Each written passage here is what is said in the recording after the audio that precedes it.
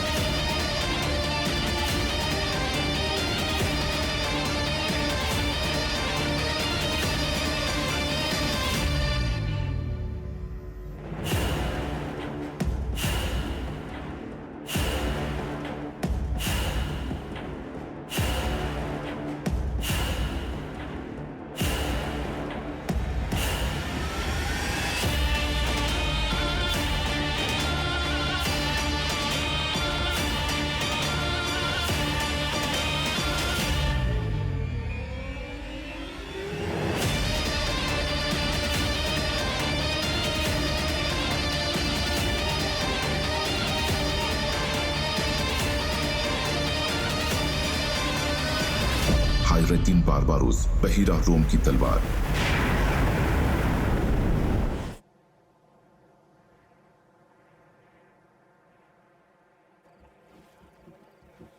अगर तुम मुस्तकिल मिजाजी के साथ अपने ही सितारे के पीछे चलते रहोगे तो तुम्हें एक शानदार बंदरगाह मिलकर ही रहती है। तुम्हें कामयाब होने से कोई भी नहीं रोक सकता है यहाँ पर, चाहे कुछ भी हो जाए। डांटे हमेशा सच कहता है अल्फायो। खुश आमदीद जनाब पेत्रो। पिएत्रो, मुझे अपना तारुफ करवाने की इजाजत दीजिए। मैं एक ताजिर अल्फांसो हूँ। माफ कीजिएगा, उरुच। सराय गया है। अच्छा है, तो फिर चलो वहां चलकर उससे मिलते हैं।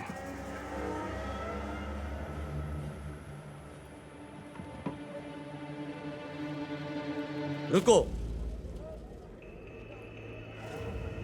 कौन हो तुम? हम दुश्मन हैं। हम यहाँ इस्कंदरिया फतह करने आए हैं और तुम वो पहले इंसान हो जिसे मैं कत्ल करने वाला हूं।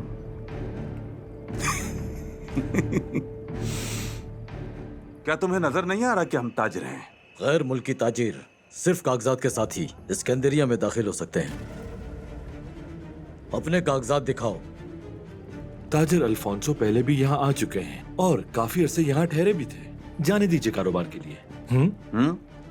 हम चलते हैं। अंदर नहीं जा सकते तुम। या तो अपने कागजात दिखाओ या फिर दफा हो जाओ। तुम्हारी जुर्रत कैसे हुई?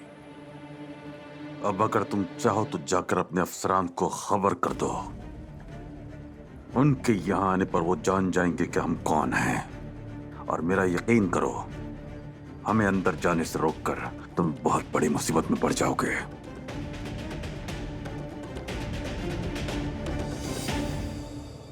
ठीक है, चले जाओ तुम।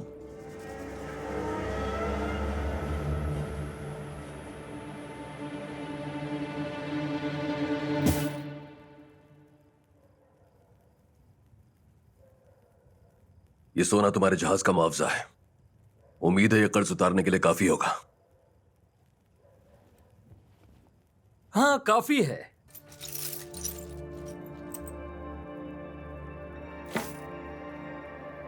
लेकिन तुमसे एक सवाल पूछना था। इतना सारा सोना आखिर तुम्हें कहां से मिला उरुज? ना कोई सवाल ना कोई झूठ। तुम्हारा काम कर्ज वसूल करना है। अगर अब तुमने मुझे इस्कंदरिया में काम करने से रोका तो तुम्हारी आंखों में सोने की चमक लाने की बजाय लोहे से तुम्हारा सर खोल दूंगा। तो फिर ठीक है। आखिरकार हमारा काम है तिजारत करना, फिर चाहे हमारे जहाज को कोई भी चलाए।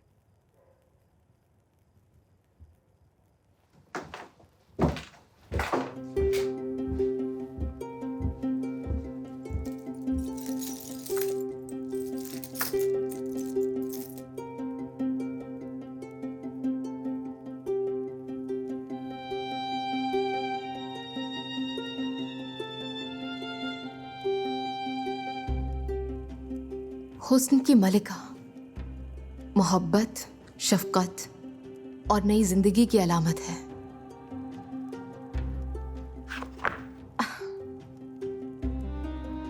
प्यार करने वाले, शादी की निशानी है।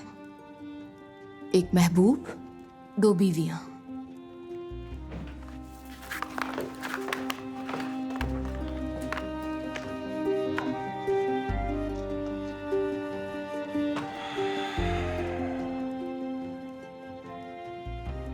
मैंने अपना कर्ज अदा कर दिया है इसाबेल, बहुत शुक्रिया। मैं तुम्हारा कर्ज उतारने की अपनी भरपूर कोशिश करूंगा। मैं इस कर्ज के बोझ की वजह से कुछ भी नहीं सोच पा रहा था।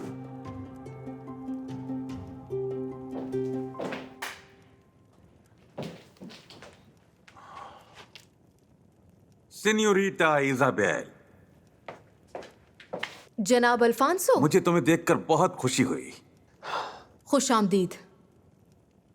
ये हैं बाबा उरूज, यहाँ के मशहूर कप्तानों में से एक।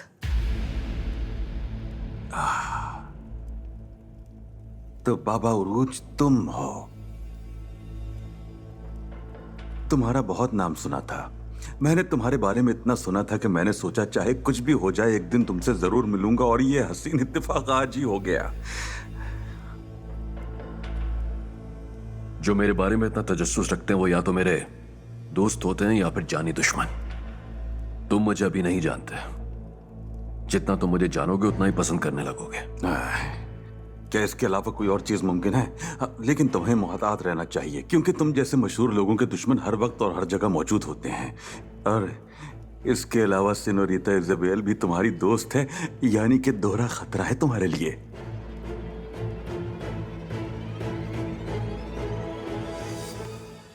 जादूगरनी, तजर्बा, इंतहाई मजबूती और तहफ़्फ़ुज़ की अलामत। बेफिक्र रहिए जनाब अल्फांसो, कोई खतरा हमें जरर नहीं पहुंचा सकता।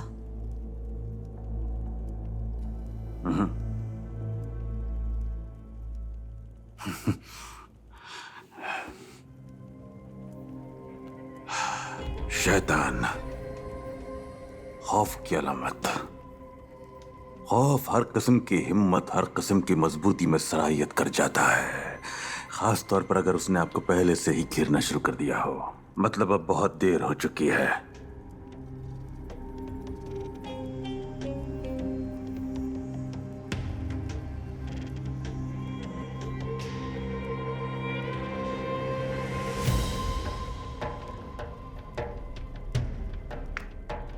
जादुई पत्ता,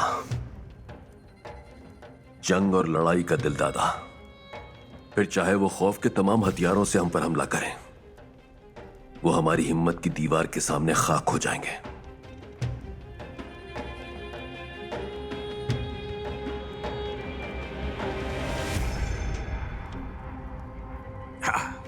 शहनशाह, तमाम जंगों का फातिह और किलों का वाहिद हुक्मरान, ठीक कहा ना?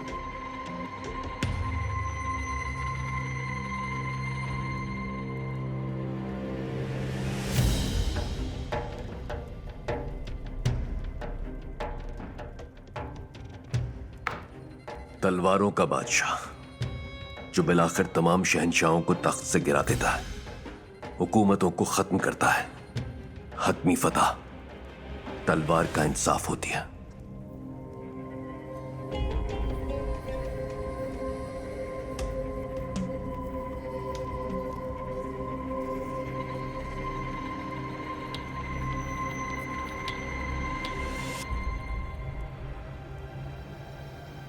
मौत,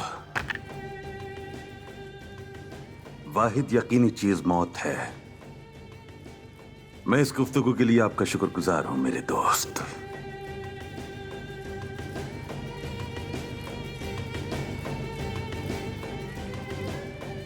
खास तौर पर बाबा रूज से मिलना मेरे लिए बाइस मसरत था। अगर आप दोबारा ये खेल खेलें तो मैं खुशी से इसमें शामिल होऊंगा। तुम्हारे साथ खेलना मेरे लिए हमेशा ही यादगार रहेगा। लेकिन ये मत भूलना, खेल का अख्तिताम मेरी चाल से होगा और जीत भी मेरी होगी। लगता है हम दोनों एक दूसरे से बहुत मिलेंगे अल्फांसो।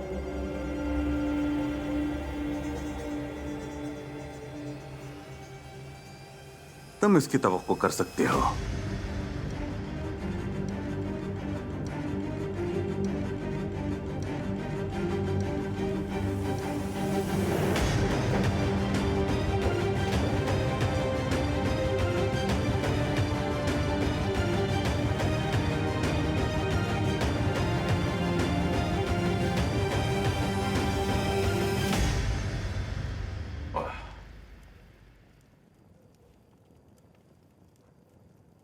चलो ये लो, तुम इससे अपना पेट भर सकते हो।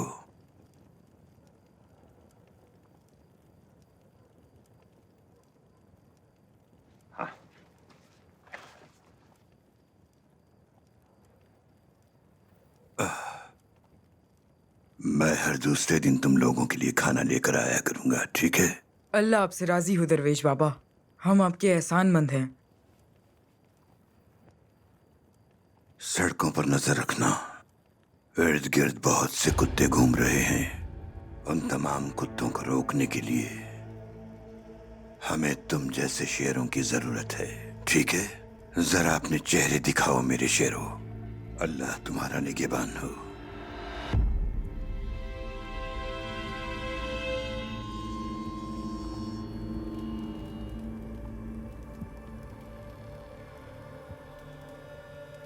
शुबह सबसे खतरनाक जहर है, क्या तुम जानते हो बुजुर्ग आदमी? जब तक इससे पीछा ना छुड़ा लिया जाए, हर रोज ये ज्यादा तकलीफ देता है।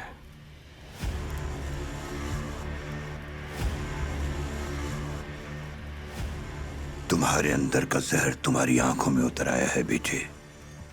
तुम्हारे अंदर बहुत से सवालात जन्म ले रहे हैं।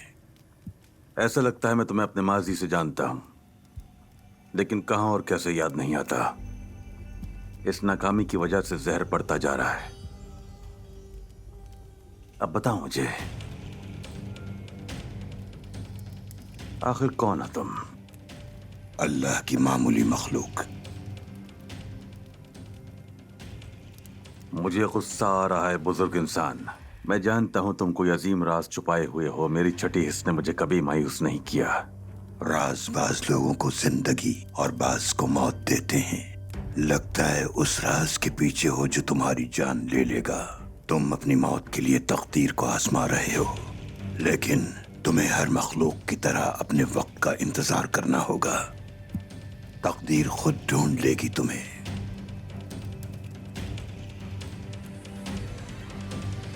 शायद तुमने खुद अपनी मौत को दावत दी थी। मैं तुम्हें अभी और यहां कत्ल कर सकता हूं, और सुबह जो मुझे अंदर से जला रहा है गायब हो जाएगा। क्या कहते हो बुजुर्ग इंसान? क्या करना चाहिए मुझे? अगर मेरे जाने का वक्त हो गया है तो ये तलवार उसकी वजह बनेगी, लेकिन अगर वक्त नहीं हुआ है तो ऐसी हजारों तलवारें भी मेरा कुछ नहीं बिगाड़ सकेंगी। चलो, किस बात का इंतजार है? या फिर मैं तुम्हें यहां से ले जाता हूं और मैं तुम्हारा मुंह खुलवाने के लिए तुम्हें तुम्हारा वक्त आने से पहले हजारों जख्मों से भी ज्यादा अजियत दे सकता हूं। उस बूढ़े आदमी से क्या कहा था तुमने? तुम इतने ताकतवर नहीं कि ऐसा कर सको।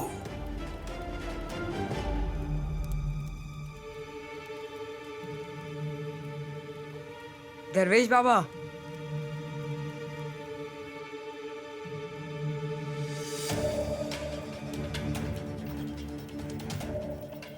रुक जाओ मेरे बच्चों।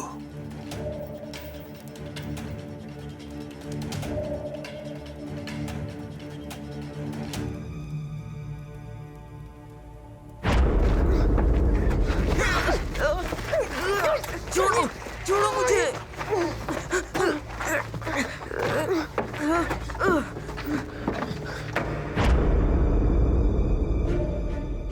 परिंदे शेरों की कछार में नहीं रह सकते और न ही शिकारी शिकार बनते हैं।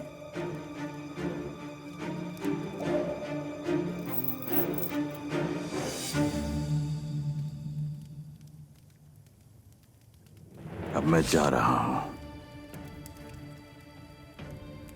तुम्हारे अपने मुंह से तुम्हारा राज मालूम करने और इस जहर से छुटकारा पाने।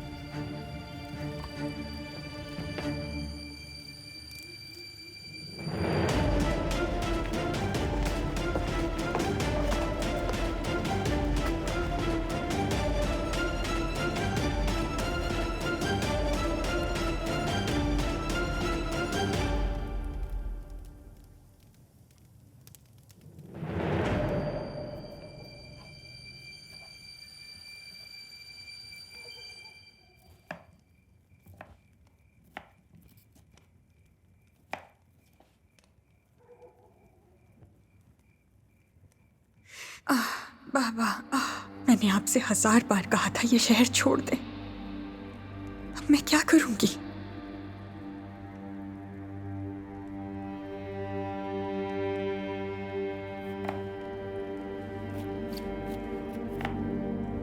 तुम जरूर थक गई होगी, लाओ मुझे दो, बाकी मैं कर लेती हूँ। मुझे अपने घर में खाना तैयार करना अच्छा लगता है।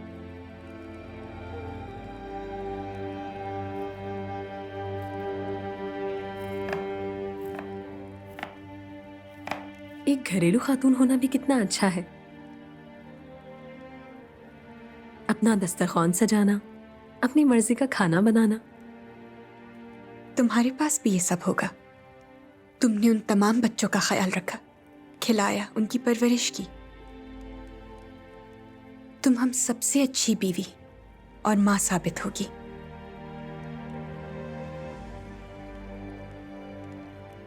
इंशाल्लाह। इंशाल्लाह।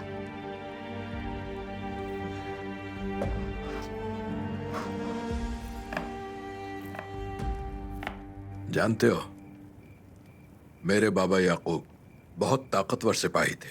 तुम वहां होते तो जरूर देखते। एक बार लेस्वोस में बाशी बुजुर्गों ने उन्हें चारों तरफ से घेर लिया। बाबा ने मुझे अपने घोड़े के पीछे छुपा दिया और उन बाशियों पर अकेले हमला कर दिया। उन्होंने अपनी तलवार को बिजली की सी तेजी से घुमाया और उन्होंने उन पागल बाशी बुजुर्गों की गर्दनें उड़ा दी। हाँ, मुझ पर उनका भरोसे का यह आलम था कि सिर्फ मैं ही उनकी तलवार को तेज करता और उनके घोड़ों का ख्याल रखता था, और यहाँ मौजूद सारे मर्द कच्चे पहनकर टहलते रहते थे। इसलिए आप तलवार और लड़ाई से दूर रहे और मिट्टी के बर्तन बनाने का पेशा अपना लिया। भाई, मिट्टी के बर्तन बनाने से भी जंगजुओं वाली खूबियां पैदा होती हैं। बस नादान, मैंने ये इसलिए अपनाया कि यह खानदानी पेशा था। शुक्र करो कि इसी की वजह से तुम्हारी परवरिश कर पाया। उम्मीद है एक दिन मैं अपने बाबा के हकीकी वारिस की हैसियत से लेस्वोस पर हुक्मरानी करूंगा। उस वक्त तुम देखोगे एक भाई और एक जंगजू हकीकत में कैसा होता है। लेकिन भाई, आप जानते हैं लेस्वोस समंदर से घिरा हुआ है। उसके लिए जहाज रानी की जरूरत होगी। अगर आप यूं ही समंदर से दूर भागते रहे तो सिर्फ मिट्टी की ही हिफाजत कर सकते हैं, और मिट्टी से सिर्फ बर्तन ही बनाए जा सकते हैं।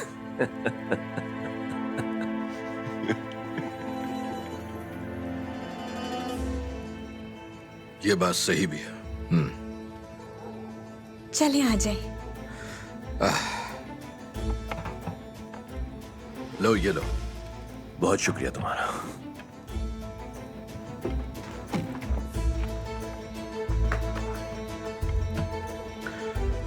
बिस्मिल्लाह।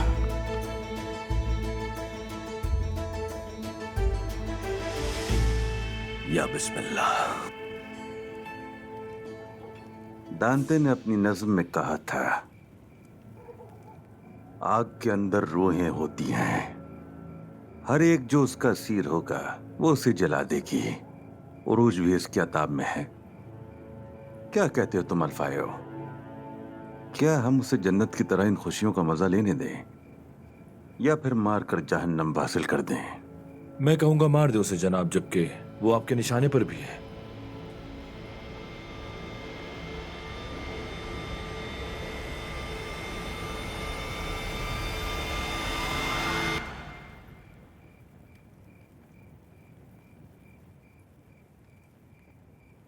दांते ये भी कहता है अल्फेओ, बेवकूफ भेड़ों की तरह नहीं बल्कि इंसानों की तरह काम करो। अगर उरूज उस राज के लिए एक अहम उनसर है तो हमें ये मुर्दा नहीं बल्कि जिंदा चाहिए होगा। वैसे भी इसे कल हम पकड़ ही लेंगे। आदमियों से तैयार रहने का कह दो, चाहे कुछ भी हो। खुशगवार खानदानी माहौल को खून और मौत से दागदार नहीं होना चाहिए। क्यों जनाब? जिंदा चाहिए मुझे।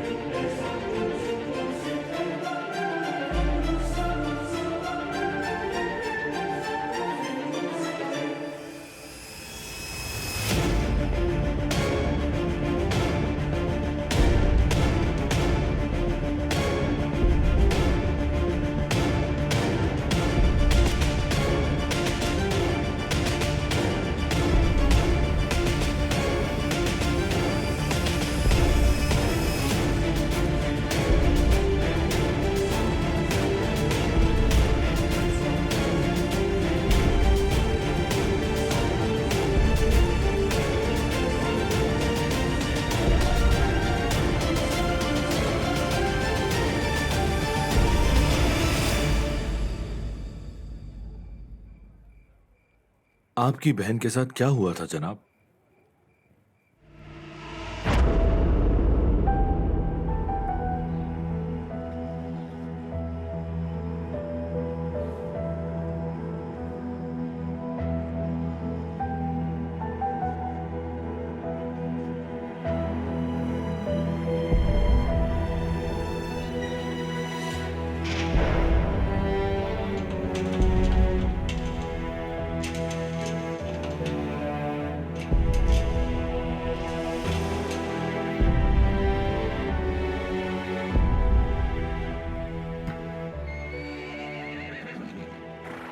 मेरी बहन!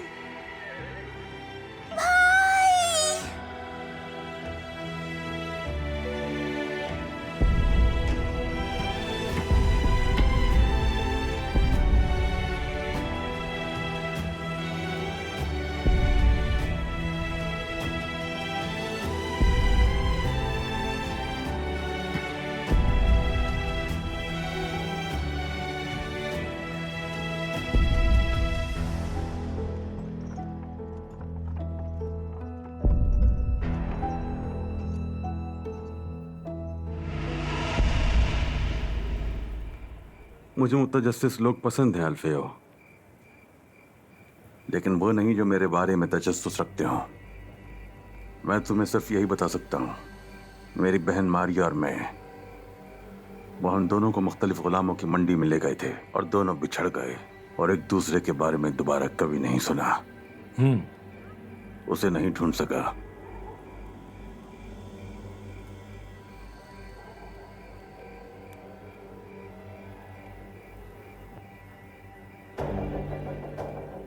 ये तमाम तर हंगामे, फौजी लड़ाइयां, किले, दीवारें, तनाजे, दौलत, मैं पलक झपकते ही सब छोड़ दूंगा जिस लम्हे वो मुझे मिल गई।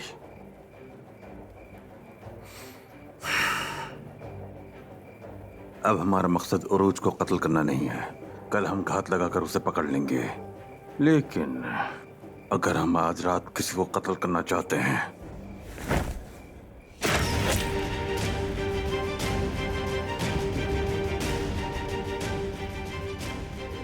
तुम्हें पहले ही बता दिया था कि पहले मैं जिसे मारूंगा वो तुम होगे। चलो, कोई देख ले इससे पहले निकले यहां से। चलकर कल उरूज को पकड़ने की तैयारी करें। यूनिता ने जो खुफिया खत भेजा था वो मैं पढ़ चुका हूं। यह इक़दाम वाकई अजीम है। अगर हम इस मकसद को हासिल कर लें तो पूरी मुस्लिम दुनिया हमारी गुलाम बन जाएगी। देखिएगा, क़यामत तक के लिए मुझे पूरा यकीन है।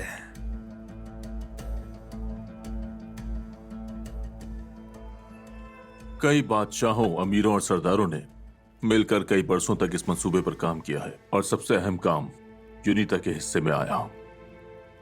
अब मुतारिक होने का वक्त आ गया है।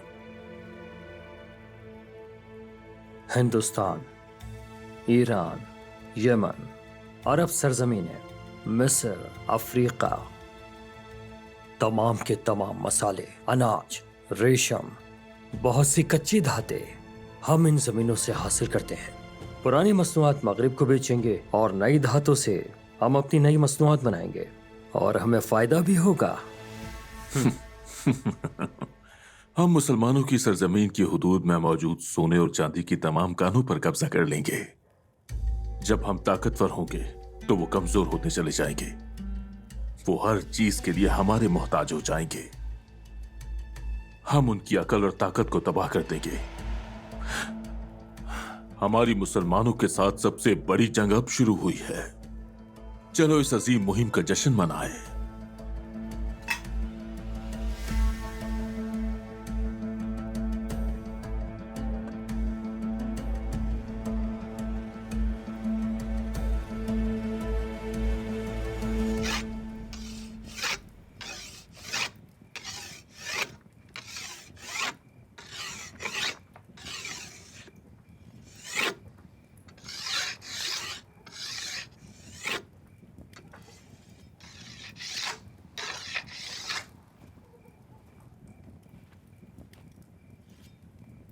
भाई, किताब और अस्तर इस वक्त कैलिमनोस में है। हमें उन्हें वहां से निकालना होगा। अगर उन्होंने किताब के राज को पा लिया, माज़अल्लाह, वो पूरी दुनिया में अपना जुल्म फैला देंगे। तुम सही कह रहे हो सर, लेकिन कैलिमनोस पर छापा मारना आसान नहीं होगा। शायद शिकारी भी वहां जाकर आसानी से शिकार बन जाए। हम मुनासिब मंसूबाबंदी और अफरादी कुव्वत के बगैर कैलिमनोस पर हमला नहीं कर सकते। तो फिर क्या करें भाई? क्या हम यहां हाथ पर हाथ धरे इंतजार करते रहेंगे? तो चले फिर अफरादी कुव्वत जमा करने का काम अभी से शुरू करते हैं। तुम्हें क्या लगता है मैं कैलिमनोस पर छापा नहीं मारना चाहता है सर? किताब को बचाने के लिए, उस लड़की को बचाने के लिए, उन्हें जहन्नुम पहुंचाने के लिए, अपना इंतकाम लेने के लिए। बिल्कुल मैं चाहता हूं, लेकिन इसके लिए लोगों को जमा करना इतना आसान नहीं होता।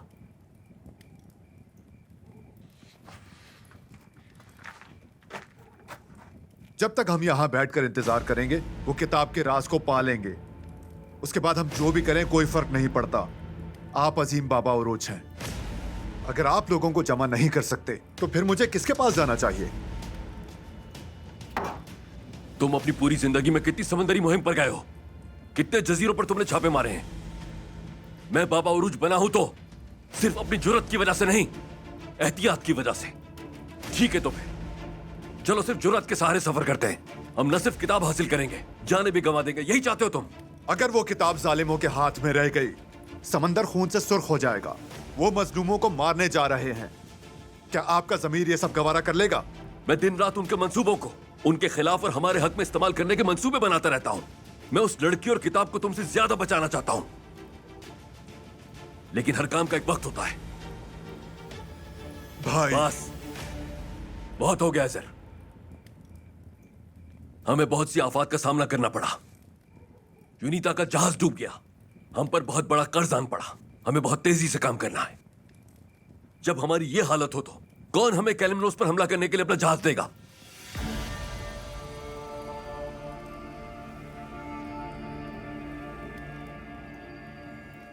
मेरी पीठ पीछे कुछ भी करने की हरगिज़ कोशिश मत करना। मेरी बात सुनी है सर? इधर।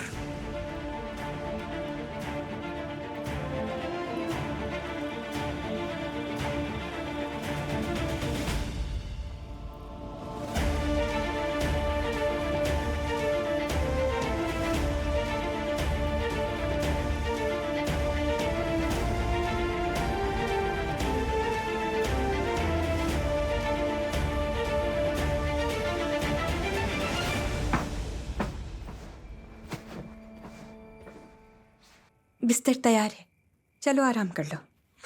तुम्हारा बहुत शुक्रिया तस्मीना। मुझे दे दो।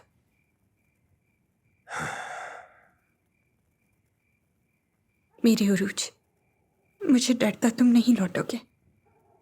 शुक्र है तुम यहाँ हो। अपने बच्चे को गोद में बिठाकर खिलाने और उसे प्यार करने के दिन आने वाले हैं तस्मीना। उरूज, मैं यूनिता से बहुत खौफजदा हूं। वो तुम्हारी मदद के लिए भी नहीं पहुंचे। शायद तुम्हें उनसे दूर रहना चाहिए, खास तौर पर इजाबेल से। इजाबेल का कोई कसूर नहीं है तस्मीना। दरअसल उसने तो हमारी बहुत मदद की थी। मैं समझी नहीं उरूज, क्या वो उनके साथ काम नहीं करती? वो यूनिता के फायदे के लिए कुछ भी कर सकते हैं। आज तुम्हारे बेहतरीन दोस्त और कल तुम्हारे बदतरीन दुश्मन बन जाएंगे। दस्पीना, मेरी जान, मैं जानता हूं मैं क्या कर रहा हूं। तुम परेशान मत हो। तुम सिर्फ हमारे बच्चे के बारे में सोचो।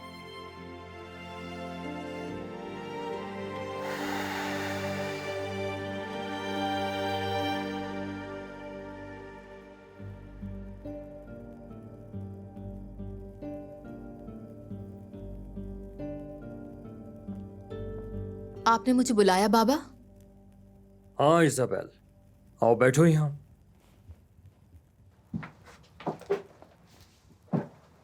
देखो, और उसने हमें यह सोना देकर अपना कर्ज चुका दिया।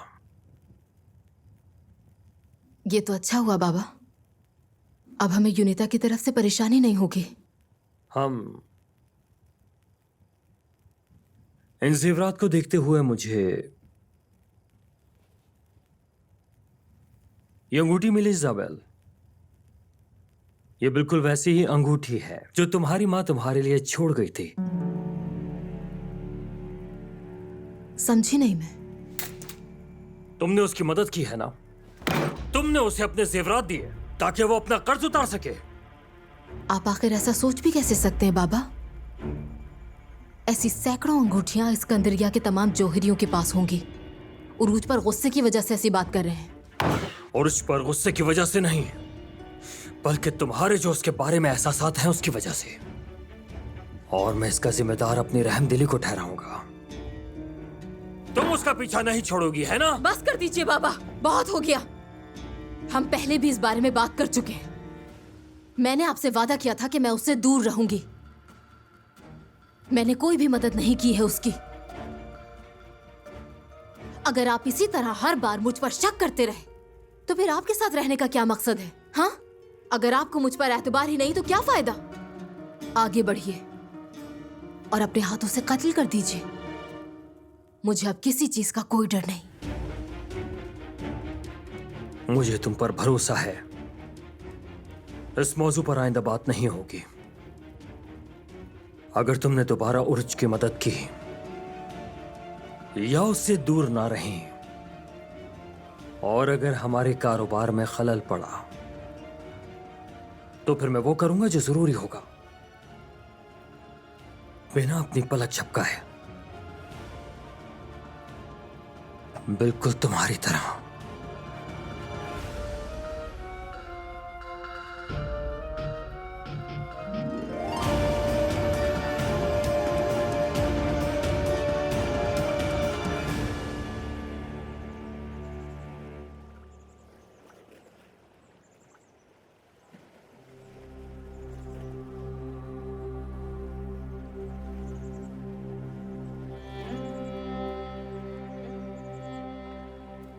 हिजर,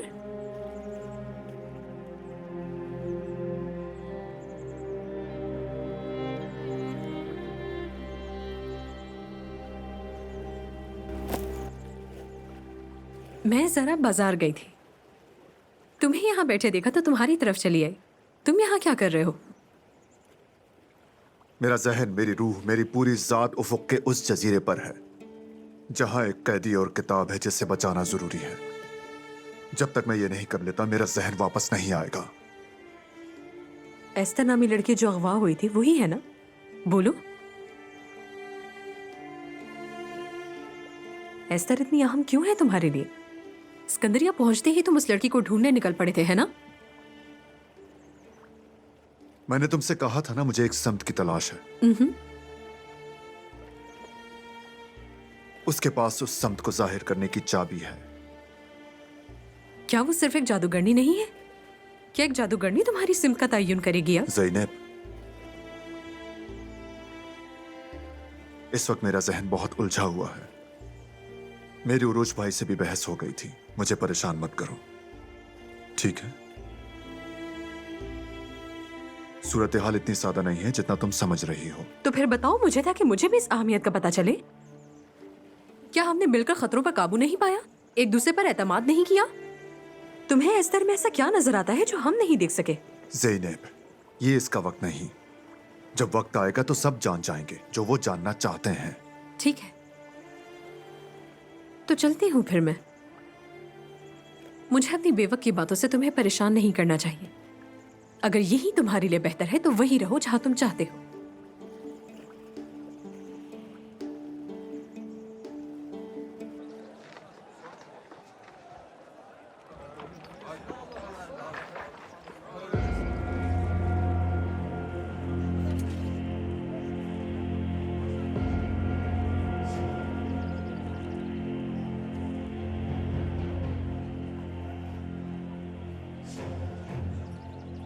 क्या आदमी तैयार हैं? जी जनाब।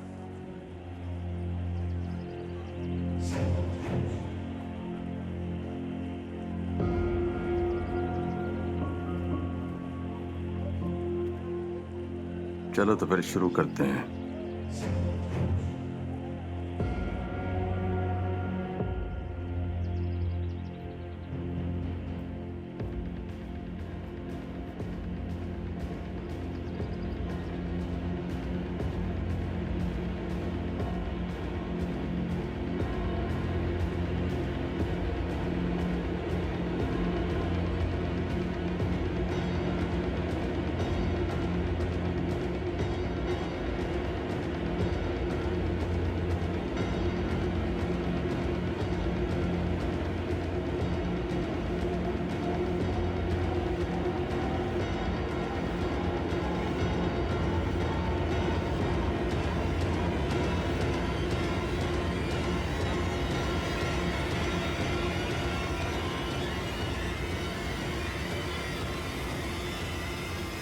तुम हमारे जाल में फंस गए बाबा उरूज। यहाँ से आगे का कोई रास्ता नहीं। किसके कुत्ते हो तुम? किसने यहाँ भेजा है तुम्हें? जब तुम्हें यहाँ से ले जाएंगे तो पता चल जाएगा। अगर तुम्हारे पास एक जाल है तो उसे काटने के लिए मेरे पास तलवार भी है।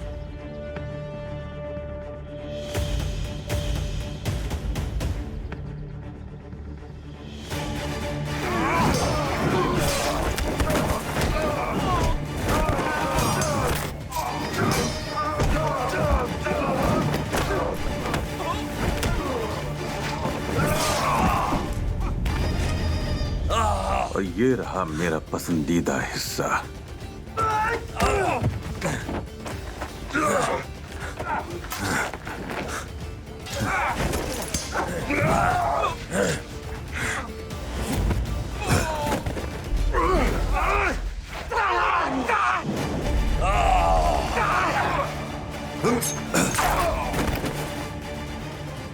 फिर से वही आदमी।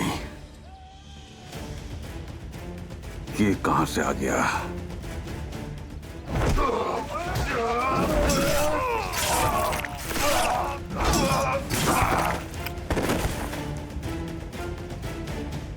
अब क्या करें जनाब? हम पीछे हट जाएंगे फिलहाल। वैसे भी बहुत जल्द ये दोनों मेरे काबू में होंगे।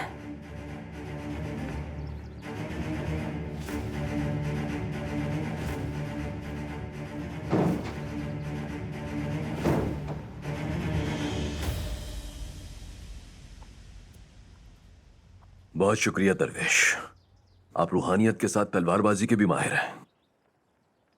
हर दरवेश के पास ये महारत नहीं होती।